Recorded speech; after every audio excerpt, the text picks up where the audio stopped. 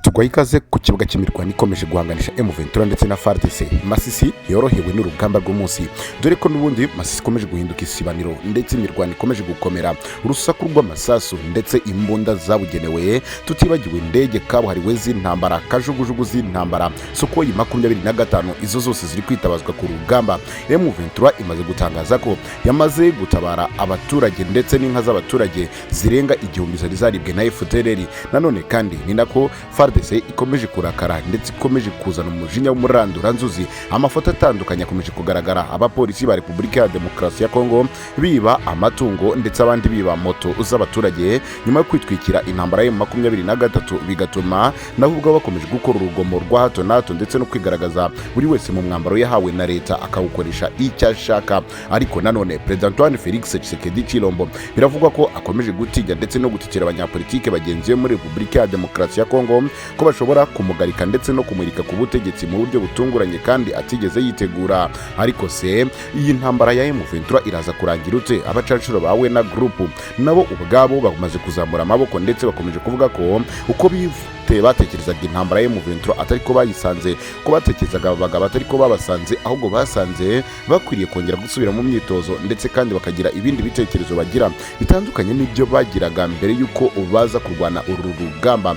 Tshisekedi ararahira ko agomba kuzarangiza ikibazo cya M23 ku bubi na bwiza. Ariko nanone Emmanuel Macron, abaturage muri Repubulika ya Demokarasi ya Kongo batangiye kumwamagana ndetse batangiye kumubwira ko batamukeneye mu gihugu cyabo. Ni nyuma yo kugaragaza ko uyu mugabo ashobora kuba ari umugambanyi ndetse ashobora kuba ari umufatanyabikorwa wa hafi na hafi wa M23, akabaje neza kumva ikiri muri Tshisekedi ndetse n'ikiri mu baturage kugira ngo arebe icyo akora gitandukanye n'uko abantu babitekerezaga. Ese koko ukuri ni ukuhe? Ibyo byose nibyo tujya kukugezaho ku mirongo ya mbere y'urugamba ndetse ku buryo burambuye. Niba rubwa mbere ubanye natwe rebe hepfo y'amazu kandi subscribe cyo turushaho kubana umunsi ku munsi kandi amakuru yacu ajya kugeraho mu ba mbere. Itugwaye ikaze.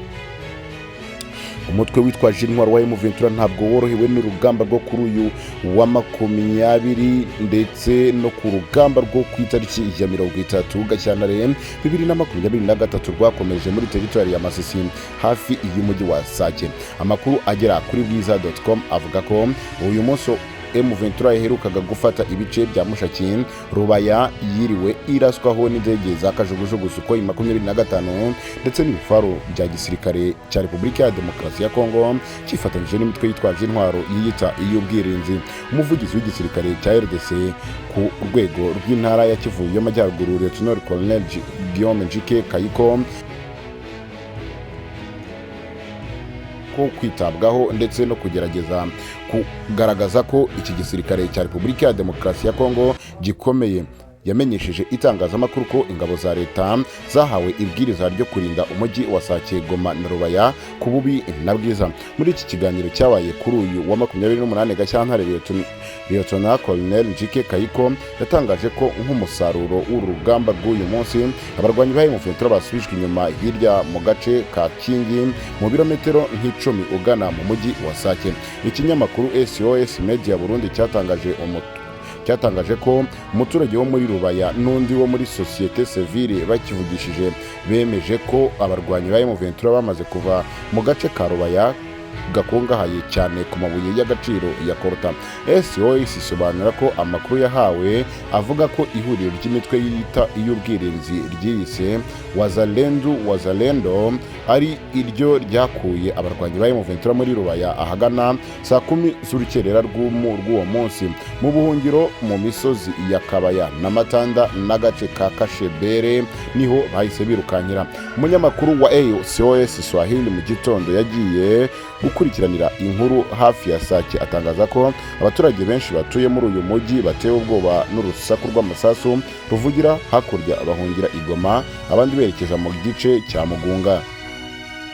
Uyu munyamakuru yageze no mu mujyi wa Sake asangamo abasirikare baharinda ndetse na bamwe mu basore bavuga ko badashobora kuva iwabo ahubwo basaba leta kubaha intwaro bakarwana. Umwe yagize ati ntaho nzajya nsize iwacu ahubwo turasaba leta intwaro ngo turwane duhangane n'umwanzi. Iyi mirwano ifashe indi ntera mu gihe ari abarwanyi ba M23 basabwaga gutangira kuva mu bice biheruka gufata, ndetse n'umwanzuro wafashwe n'abagaba bakuru b'ingabo z'ibihugu by'umuryango wa Afurika y'Iburasirazuba baherutse guhurira i Nairobi muri Kenya, byose byemezaga ko M23 igomba kuva mu bice byose yigaruriye.